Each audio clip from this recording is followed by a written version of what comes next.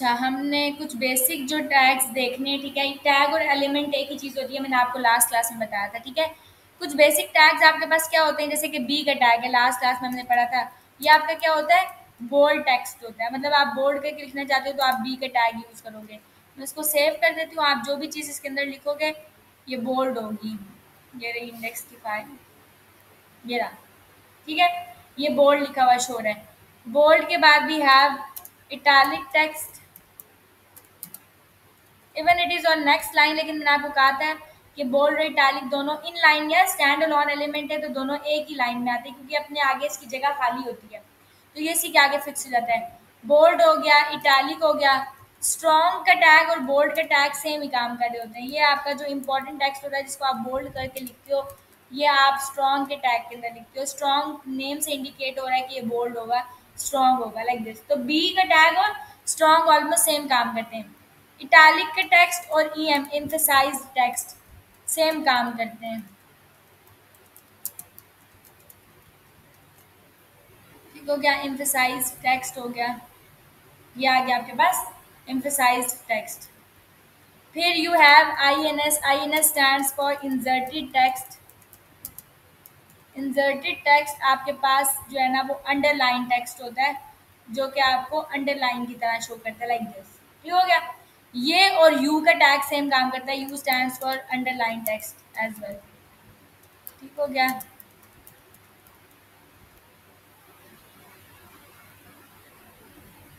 ये आ गया, तो आईएनएस इधर आ जाए, इधर आगे करने चाहिए हम। ठीक है, आईएनएस इंसर्टेड टेक्स्ट होता है, यू अंडरलाइन टेक्स्ट है, दोनों सेम काम कर रहे हैं। उसके बाद हम लोगों के पास जो है ना वो यूज होता है। अब ये तो आपके पास वो टैग्स हैं जो कि सिंपल आपके पास टैग्स हैं, मतलब इनके लिए आपको कोई कुछ करने की जरूरत नहीं। जैसे आपने क्यू के टैग लगा दिया, कोटेशन होती है, मैं कोटेशन दे देती हूँ कि seek knowledge from cradle to grave.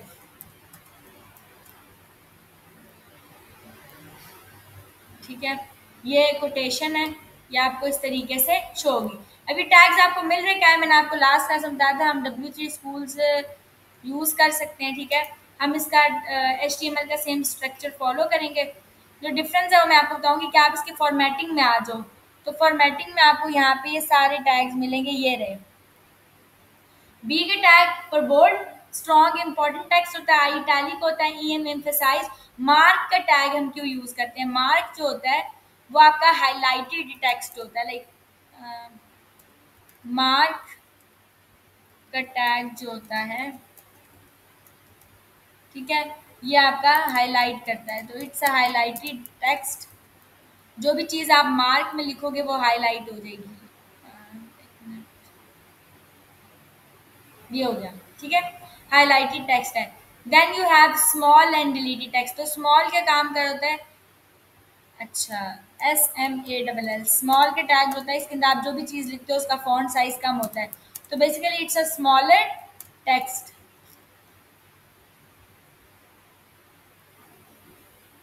ये तो ये आपने देखा इसका फॉन्ट साइज काफी स्मॉल है, ठीक है, स्मॉलर टेक्स्ट है। फिर हमने देखा स्मॉलर के बाद होता है आपके पास मार्क, हाईलाइट करता है, स्मॉल स्मॉलर लिखता है। DEL as the name indicates, it's like a strike through, मतलब ये जो आपका डिलीटेड टेक्स्ट होता है। और ये कैसे काम करता है अगर मैं आके दिखाऊं, ये आपका एक स्ट्राइक थ्रू कर देगा, लाइन ऊपर लगा देता है टेक्स्ट के कि ये डिलीटेड है। डिलीटेड टेक्स्ट इस तरीके से काम करता है आपका। ठीक हो गया। Then you have superscript and subscript. SUP, super का मतलब होता है ऊपर, ठीक है, अबव। तो ये एज अ पावर काम करता है, लाइक जो भी चीज आप लिखोगे, जैसे मैं कहती हूँ कि for example it's a super, तो सुपर अबव होगा, टू के टू ऐसे ही लिखने होगा, उसके ऊपर सुपर लिखने होगा। ये पावर में लिखा हुआ है सुपर, ठीक है, तो ये अबव होता है पावर। ये बेस और एक्सपोनेंट वाला काम करता है, ये एज एन एक्सपोनेंट काम करता है। और जो सबस्क्रिप्ट होता है एज अ बेस काम करता है, ये मतलब टू की बेस पे। फॉर एग्जांपल मैं कहती हूँ तो ये नीचे लिखने होगा बिलो, ये। तो this is superscript and this is subscript. These are just the basic tags, इतना यूज नहीं होते हैं, ठीक है, लेकिन मतलब वेबसाइट की बिल्डिंग में बहुत काम ही अगर यूज हो जाए कहीं पे। लेकिन ये अभी इनिशियल है, स्टार्ट है, आपको पता होना चाहिए टैग्स क्या काम करें। और ये सिंपल टैग्स, अभी हमने सिंपल देखा कि हम टैग लिख रहे हैं, टैग के अंदर इनर एचटीएमएल लिख रहे हैं और हमारा टैग जो है वो काम कर रहा है। अगर मैं ये इनर एचटीएमएल ना दूं, खाली टैग का नाम लिख दूं, जैसे लेट से मैंने कहा बी बोल्ड टेक्स्ट है, मैंने इसके अंदर इनर एचटीएमएल दिया ही नहीं है, तो आउटपुट में कुछ भी नहीं होगा। मीन्स कि जब तक आप ये देखें नथिंग, जब तक आप टैग के अंदर इनर एचटीएमएल नहीं देते, हम इसको बोलते हैं इनर एचटीएमएल या फिर inner text. You should know कि हम इसको इनर एचटीएमएल या इनर टेक्स्ट बोलते हैं। ठीक हो गया। तो जब तक हमारा इनर एचटीएमएल या इनर टेक्स्ट नहीं होता, ठीक है, हम इसको बढ़ा देते हैं थोड़ा सा स्क्रीन के साइज को, इनर एचटीएमएल या इनर टेक्स्ट आप नहीं देते हो, तब तक आपके पास जो है वो काम नहीं करता वो।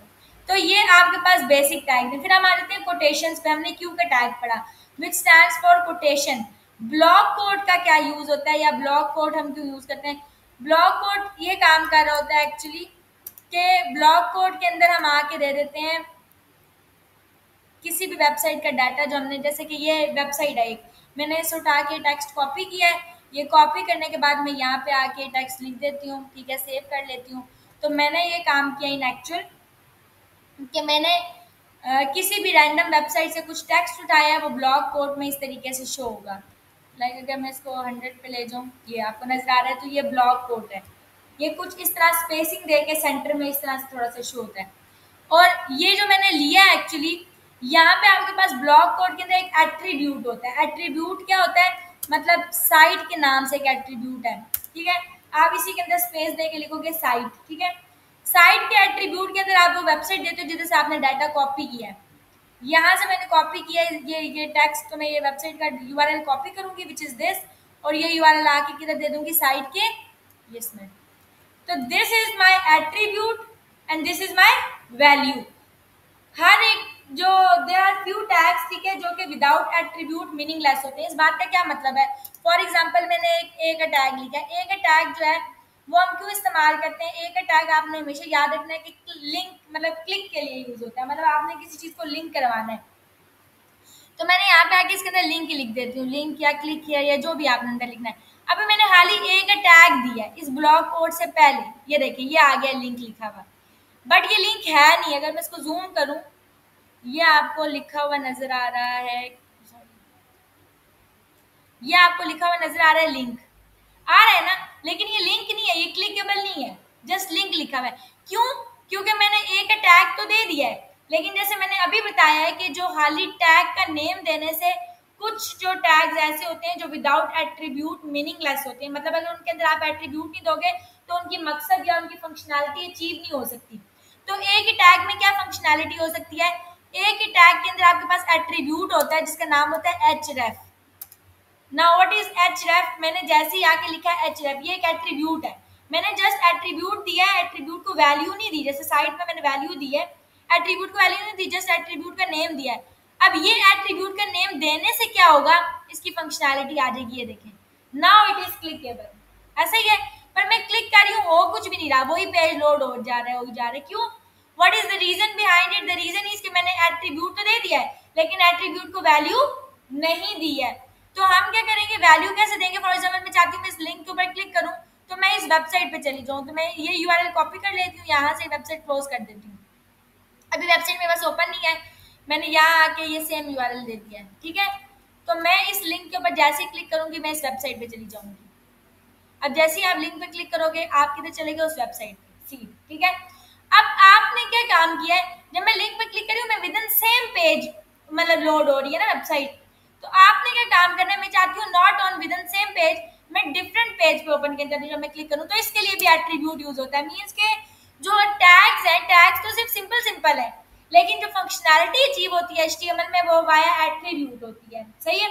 अब यहाँ पे अगर मैं चाहती हूँ नेक्स्ट टैब में ओपन हो तो आपके पास टारगेट का एट्रीब्यूट है, टारगेट में आप ब्लैंक यूज करते हो, हाइफन ब्लैंक, जैसे ही आप ये देते हो टारगेट भी एट्रीब्यूट है, ब्लैंक आप इसमें दिया, जैसे ही आप ब्लैंक दोगे, अब जब आप इसमें क्लिक करोगे तो सेम पेज पे ओपन ही होगा नेक्स्ट टैब में, ये देखिए उस पेज पे ही ओपन नहीं हुआ मेरा जो टेक्स्ट है, ये फाइल है, वो नेक्स्ट टैब में ओपन हुई है, फिर मैं क्लिक करूंगी तो नेक्स्ट टैब में ओपन होगी, सी।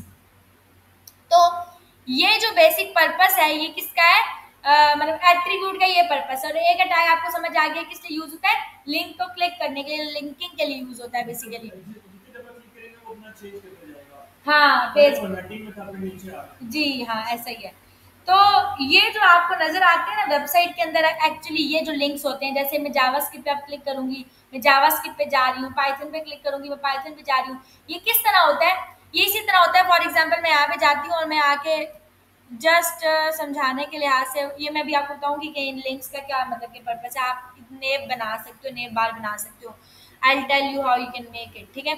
अच्छा, ये हो गया। अब ए का टैग है, ए के अंदर आपने href का एट्रीब्यूट दे दिया, टारगेट आपने ब्लैंक दे दिया और ये काम कर रहा है। ब्लॉक कोड के अंदर आपने साइट का, अच्छा ब्लॉक कोड का बस एक ये जेनेरिक मतलब मकसद है, इसका कोई ऐसा है नहीं कि साइट में आप दे देते हो कि साइट से डाटा कॉपी किया, अंदर आपने जिस साइट में डाटा कॉपी किया वो दे देते हो। इसका जनरल सा एक वो है, बाकी ब्लॉक ब्लॉक कोड का सच कोई इतना पर्पस है नहीं। क्यू का कोटेशन का पर्पस होता है। एब्रीविएशन अब क्या चीज होती है? AWBR। ये टैग भी जो है ना, ये किस लिए यूज होता है? AWBR के टैग एब्रीविएशन के लिए यूज होता है। तो अगर आप सिंपल एट्रीब्यूट के बगैर दोगे तो आप एब्रीविएशन नहीं दे सकते। आप क्लिक करोगे ये खुद ही आपको एट्रीब्यूट भी दे देता है, ठीक है। एब्रीविएशन क्या है कि किसी चीज की आपने एब्रीविएशन देनी है। जैसे मैं कहती हूँ कि WHO क्या है? हु। इसकी एब्रीविएशन है वर्ल्ड हेल्थ ऑर्गेनाइजेशन। तो मैं इस टाइटल के अंदर आके एब्रीविएशन दूंगी वर्ल्ड हेल्थ ऑर्गेनाइजेशन। समझ आ गया? अब अगर मैं ये टाइटल ही ना देती, ये टाइटल में ना दूं, मैंने जस्ट एब्रीविएशन का ये दे दिया, AWBR का टैग दे दिया, अब ये कैसे काम करेगा AWBR? नीचे आ जाते हैं, ये राहु। आपने देखा है कि इसके अंदर कुछ एब्रीविएशन नहीं नजर आ रही ना, नीचे डॉट्स नजर आ रहे हैं। जैसे ही आप आके इसके अंदर दे दोगे टाइटल का एट्रीब्यूट, अब इवन टाइटल से आप वैल्यू हटा लो, जस्ट टाइटल दे दो।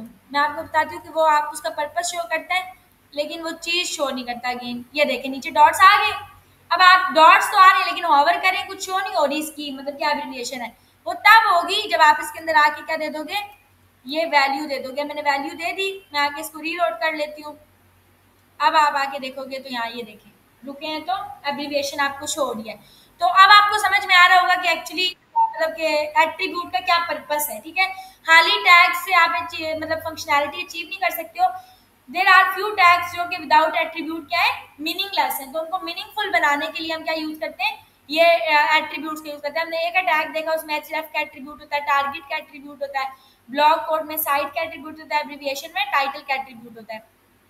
ये आप साथ साथ प्रैक्टिस करोगे आपको याद हो जाएंगे कि क्या है। फिर आते हैं एड्रेस का टैग। अच्छा, साइट का क्या टैग होता है? साइट के अंदर आप सिंपल ऑथर का नाम देते हो, बेसिक सा टैग है। मतलब मैं कहती हूँ this book is published by, तो मैंने अंदर दे दिया राइटर का नाम के उमेर अहमद। तो साइट के अंदर बेसिकली ऑथर का नेम है, ये इटैलिक सा लिखा हुआ नजर आता है आपको, तो आप वो दे सकते हो। CITE ये देखें, ये इटैलिक सा फॉर्मेट में लिखा हुआ इस तरह नजर आता है। पब्लिशर का नाम या यूजली साइट का नाम हम इसमें देते हैं। और बेसिकली जो साइट है हमारे पास दो है, एक साइट का एट्रीब्यूट है जो कि ब्लॉक कोड के अंदर है, उसके अंदर हम देते हैं किस वेबसाइट से डाटा कॉपी की है हमने इसके अंदर, और ये साइट का टैग है जिसमें हम ऑथर का नेम देते हैं। तो ये दोनों डिफरेंट है। उसके बाद we have address and video. Address के टैग जो सिंपल सी चीज़ है, एड्रेस लिखेगा। मैं यहाँ पे आके इसके अंदर एड्रेस दे देती हूँ कि मैंने दे दिया ऑपोजिट KFC, सेकेंड फ्लोर, वली प्लाजा, ठीक है, नियर चांदनी चौक,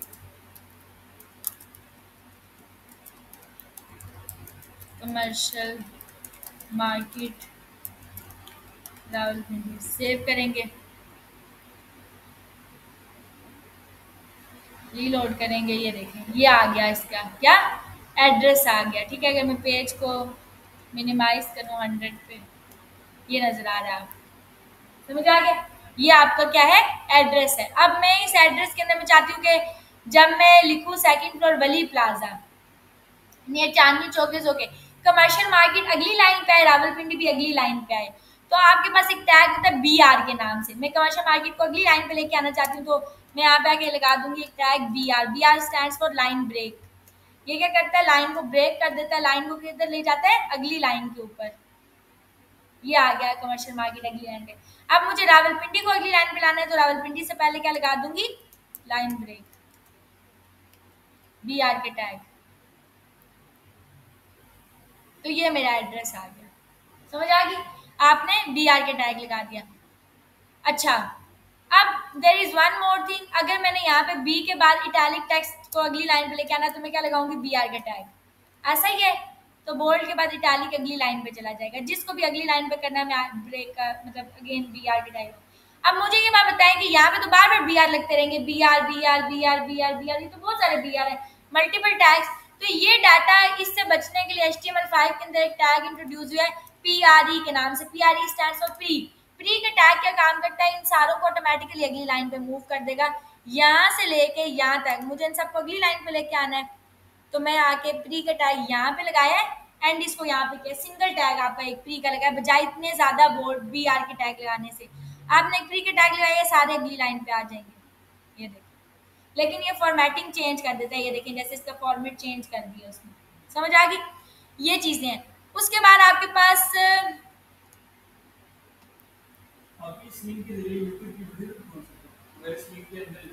बिल्कुल बिल्कुल URL लगाते हैं हम यूट्यूब का भी, ठीक है।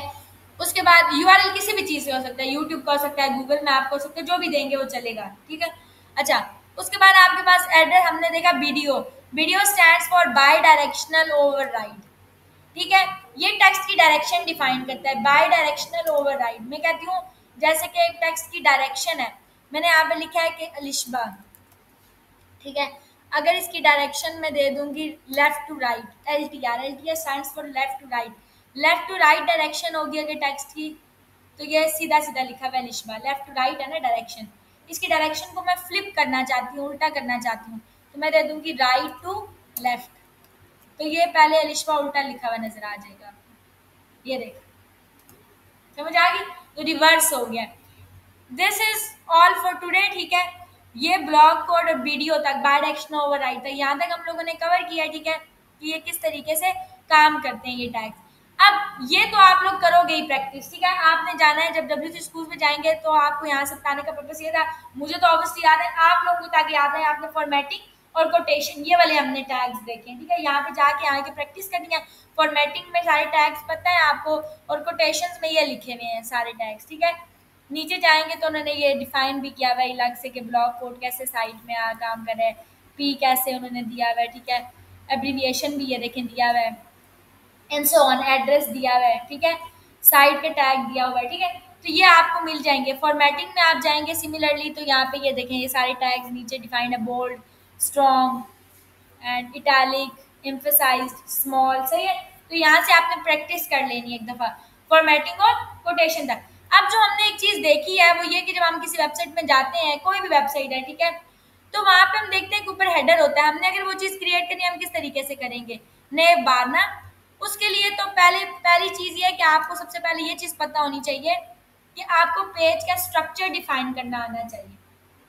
पेज का स्ट्रक्चर क्या होता है वो हम ब्रीफली देखेंगे, लेकिन फिर वक्त मैं रैंडम दे देती हूँ। जैसे हमने एक नेव बार बनानी है, आप दोगे नेव, नेव का मतलब होता है नेव बार, ये जो हमारा हेडर होता है ना हम इसको नेव बार बोलते हैं एक्चुअली। इसके अंदर हम एक टैग देंगे, एक टैग में मैं लिखूंगी होम, फिर मैं एक टैग दूंगी इसमें लिखूंगी अबाउट। अब मैंने लिंक नहीं दिए, जस्ट एक टैग दिया होम, अबाउट, कॉन्टैक्ट अस, ठीक है, मैं गैलरी सेशन क्या देती हूँ, ठीक है, एंड सो ऑन, ठीक है। ये आपने एक नेव बार बनाई। अब आप यहाँ पे आओगे, आके रीलोड, सही है। अच्छा अच्छा, ये अब सही है। अच्छा ये बहुत लो है,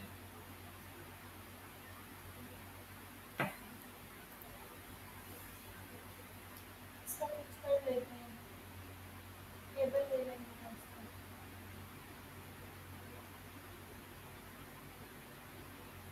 सही है, हाँ। तो आपने लिखा एक tag simple home, about, contact us और गैलरी। अब आप यहाँ पे आओगे, आपने आउटपुट में देखा home, about, contact us, gallery, link बन गए। इसी तरह हेडर में भी बने होते हैं। अब आप होम पे क्लिक करोगे, होम पे जाते हो, अबाउट पे क्लिक करते हो, अबाउट, कॉन्टैक्ट अस, गैलरी। ये आप करते क्या हो, अब ये आपके सारे वेब पेजेस हैं, ये भी वेब पेज बनेगा, ये भी वेब पेज बनेगा, ये भी वेब पेज बनेगा, ये भी वेब पेज बनेगा। समझ आ गया। आप इंडिविजुअल जिस तरह मैंने इंडेक्स डॉट एचटीएमएल लिखा है, इसी तरह आप अबाउट का पेज बनाओगे, about dot HTML, contact us dot HTML और उनके लिंक यहाँ आके क्या कर दोगे, दे दोगे।